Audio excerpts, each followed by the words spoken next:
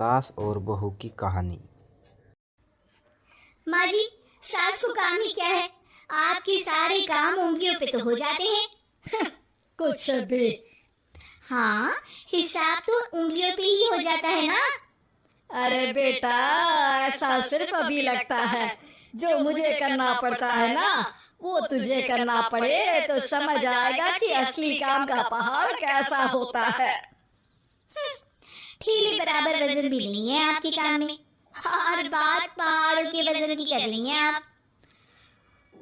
तू ऐसा करती ही क्या है घर में बेटा, ये तो बता मुझे। मैं थोड़ी ना कुछ करती हूँ, सब जादू से हो रहा है इस घर में। अरे एक दिन मेरा काम करोगी तो समझ आएगा। Okay okay, shut up. कल से मैं घर के काम करूंगी और तू मेरी जगह हर चीज का हिसाब रखना, ठीक है? ठीक है, ये भी कर लेते हैं। अरे रश्मि, तुमने मेरे कपड़े नहीं निकाले? अपनी माँ से पूछो ना, उन्हीं का काम है ये। अमन अपनी माँ के पास जाता है।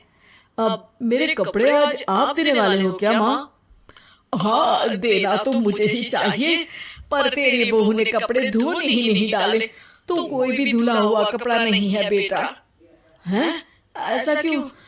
कपड़े तो धोने आप ही देते हो ना माँ? अरे बहू ने तुझे बताया नहीं, अब हम अदल बदल गए हैं। मैं अब बहू और तेरी बीवी सास। अमन परेशान हो गया। वो बिना इस्त्री के कपड़े पहनकर ऑफिस चला गया। सरस्वती जी अपने घुटने के दर्द के कारण झुककर घर साफ नहीं कर पा रही थी और ना ही खाना बनाना याद रख पाई।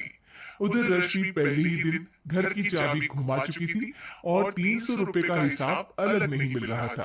पर दोनों का ही घमंड कैलाश पर्वत से भी बड़ा था और दोनों ही खेमे एक दूसरे की बात मानने को बिल्कुल तैयार नहीं थे।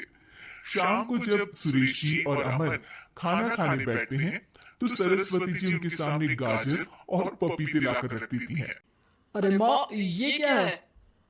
ख्याली पुलाव के साथ सलाद। माँ जी खाना बनाना भूल गई लगता है। अरे एक एक चमन्नी का हिसाब है मेरे पास, खाना बनाना कैसे भूल जाऊंगी?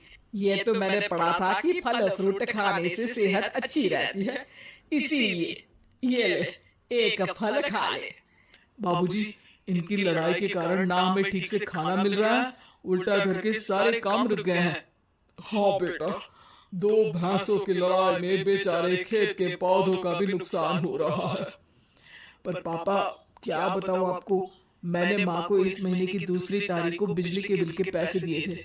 आज बिल भरने के लिए मांगने गया तो पता चला कि रश्मि उन पैसों से गैस सिलेंडर ले आई। अच्छा, तो सिलेंडर के पैसों का क्या हुआ? अब सिलेंडर के तो कोई पैसे नहीं थे बाबूजी, हमारे घर पर गैस की पाइपलाइन लगी है ना। बेटा, इन दोनों का कुछ करना पड़ेगा, नहीं तो अपने घमंड के चक्कर में पूरा घर बर्बाद कर डालेंगे ये दोनों। अरे ये सब क्या हो रहा है? क्या हो रहा है मतलब? आप दोनों अदल बदल हो सकते हो तो हम क्यों नहीं? अरे क्या मतलब? नहीं नहीं, मेरी भी बचपन से किसी की बहू बनने की इच्छा थी, तो आज से सरस्वती तुम बड़ी बहू, मैं मिडिल बहू और अमन छोटी बहू। अरे लेकिन सब घर पर बैठ जाएंगे तो कमाएगा कौन? ये घर कैसे चलेगा? अब वो तो भैया या बाकी लोग जाने, अब हमने भी अदल बदल कर ही लिया है तो कुछ नहीं हो सकता।